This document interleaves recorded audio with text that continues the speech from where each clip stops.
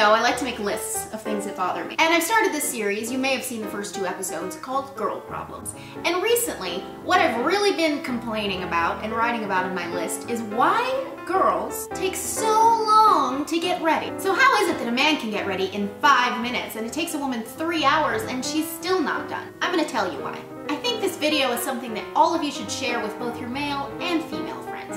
You should share it with your male friends because they have no idea why it takes you so long. They think you're just being slow. You're being lazy. They don't know that you're slaving away doing cardio in the bathroom trying to get ready.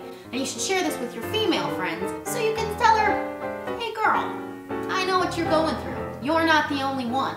And yes, I take just as long. I feel you, sister. You're not the only one. So guys, pay attention. So next time your woman's complaining about how easy it is for you to get ready, you'll know why. And women, I just want you to know that there's someone out there that sympathizes with you, because it took me 2 hours to look like this to film this video for you.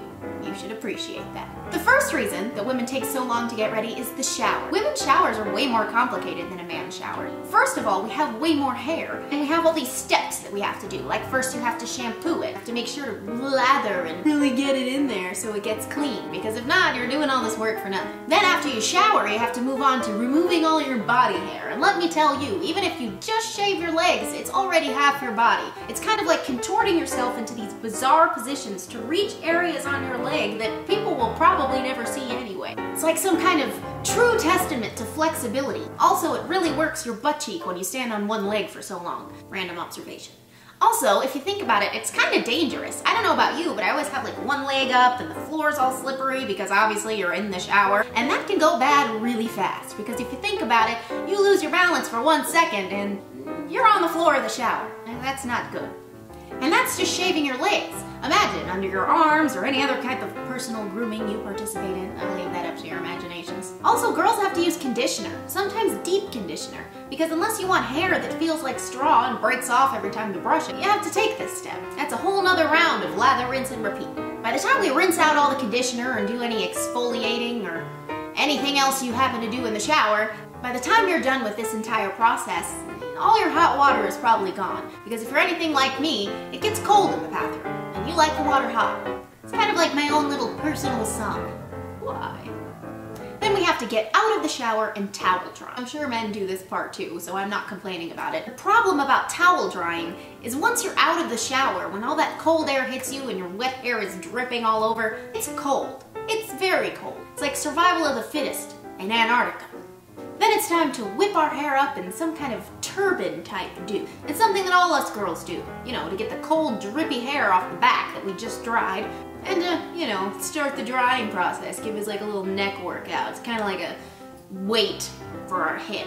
Then we have to put on lotion, because girls, if you don't put on lotion, y'all know you get ashy and dry. And if I skip this step, I feel like a cactus. I live in the desert, so if I don't put on lotion right away, I feel so weird all day.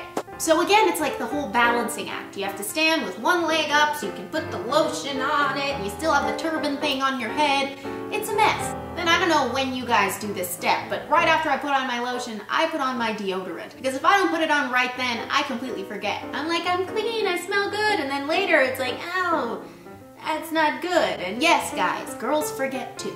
At this point, we have to remove the turban from our head and start to brush that giant, wet, tangled mess that's on our head.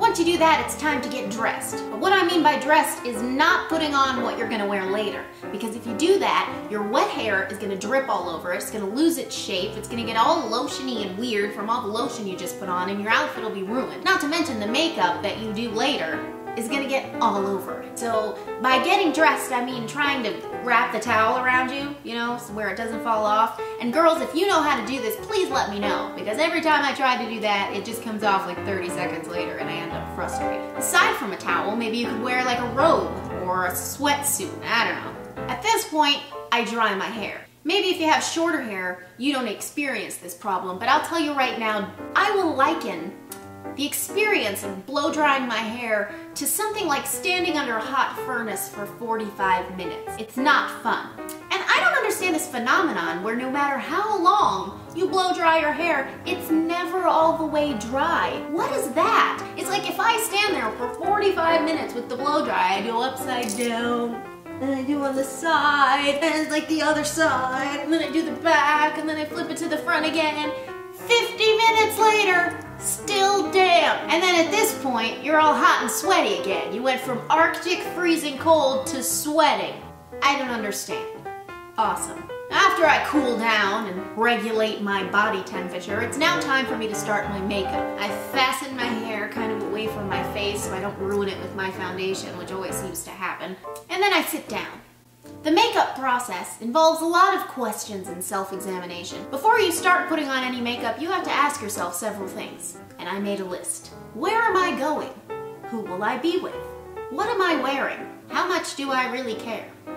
Once all those questions are answered, we begin to paint our faces accordingly.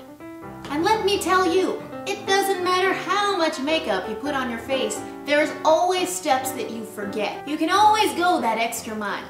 It's like, oh, let me just highlight a little bit more here. Oh wait, I think I could do more gloss. Oh wait a second, can you see my pimple? Do I have wrinkles? And if you're really going the extra mile, false lashes take at least another 10 minutes. And let me tell you why. There's a lot of steps in gluing like a tiny patch of fake hair on your eyelid. It's way too much work. I don't know who came up with this trend, but I'm assuming it's a man. And I'm not saying anything. I mean, I'm wearing them right now and they look pretty good, but I'm just saying it's a lot of work. Now to the hair. Similar to the makeup step, we also have to ask ourselves a lot of questions, such as, do I want it straight, curly, wavy?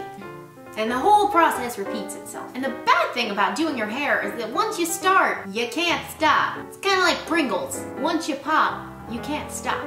It's not like you can curl like 2 strands of your hair and then be like, I'm done with this, and walk out with half a head of curly hair. It just looks stupid. You look like a poodle, a half poodle.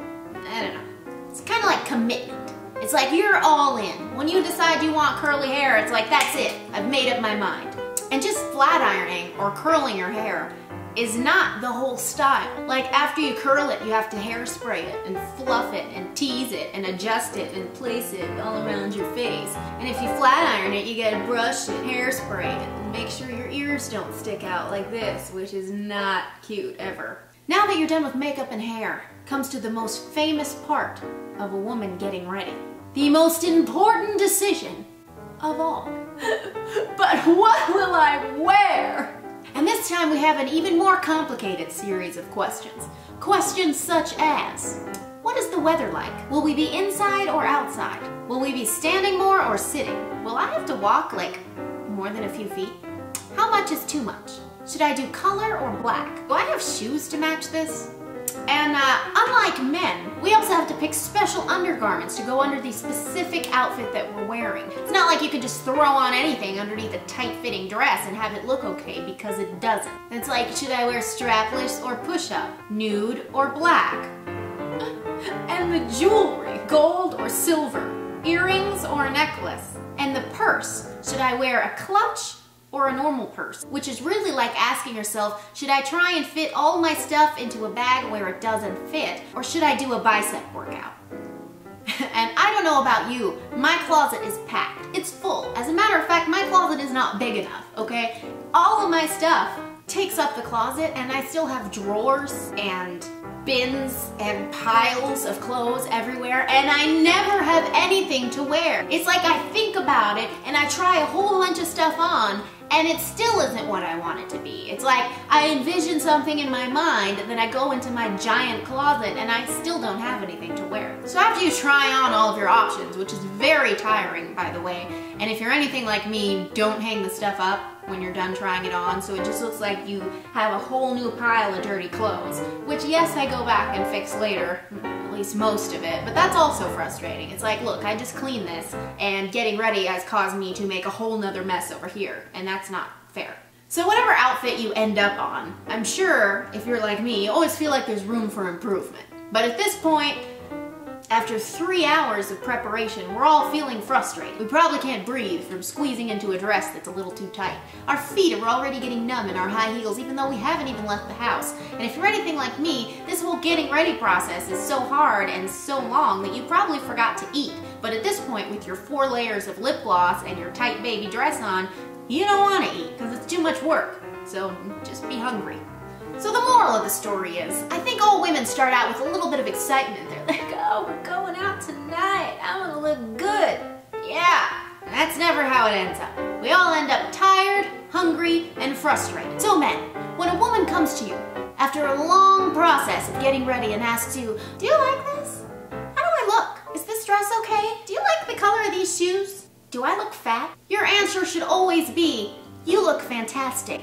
Good job. Because if you say anything different, it's a whole war. Trust me, men, she doesn't want to change. She just took 3 hours trying to look like this. Do you really think she put in all this work for you to tell her you don't like it? Every little piece of a woman's outfit is a whole decision she probably thought about for like 5 minutes. Because while it just takes you 2 seconds to put on a different t-shirt to change your entire look, your woman just took 3 hours to look cute for you. She doesn't want to change anyway. She's just looking for affirmation, encouragement, and hoping that the whole process is over so you can just leave. Women are always envious that men can get out the door in under 20 minutes. It takes us 20 minutes to try and figure out what shoes match, or try to put our foundation on, or wrestle with false eyelashes. It takes us 20 minutes just to shave our legs. Okay, so 20 minutes for your whole process to look all fresh and nice like you're going out, it's not fair. It's not fair. And unless you're Fabio and you have 2-foot-long hair and put on makeup for television, you have no idea what we're talking about. And that's okay. That's good. Enjoy that. Treasure that. Just don't complain when we take long, because if not, we're not gonna feel good, you're not gonna feel good, it's just gonna be a mess. So that's my rant for today. Most of all, I'm ranting because I just did the thing I just complained about, and I do it for work. I do it to go out. And aside from that, I don't wear an ounce of makeup on my face because I'm too dang lazy. Most of the time during the day, the look that I'm sporting is something between I don't really care and I just woke up. Because most of the time I don't really care, and I did just wake up. I hope you girls found this video encouraging. And I just want to let you know I'm right there with you. And men, if there's anything you take away from this, be appreciative of your woman. Be appreciative that she takes so long to get ready. And while you're surfing the internet for YouTube videos to watch while she's in there slaving over a hot flat iron, take a minute and think about it. That's all for today, and that's all for this episode of Girl Problems. If you have any ideas, requests, or things that bother you, and you would like me to talk about them in the next episode, you let me know. Comment below. Facebook me. Twitter me. Instagram me. Just let me know what you're thinking, and I'd love to make a video about it. Bye! And whatever. We'll just play on your phone or something.